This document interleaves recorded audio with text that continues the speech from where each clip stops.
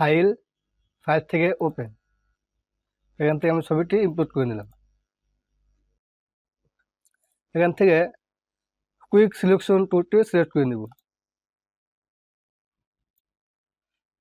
দিয়ে ওকে দিবে।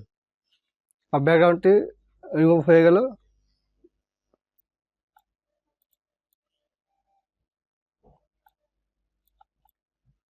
দিয়ে ওকে।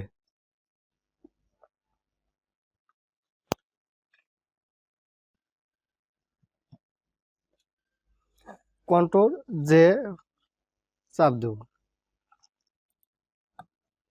এখানে আপনি জেপিজি ফরম্যাটে সেভ দিন অথবা পিএনজি ফরম্যাটে সেভ দিন।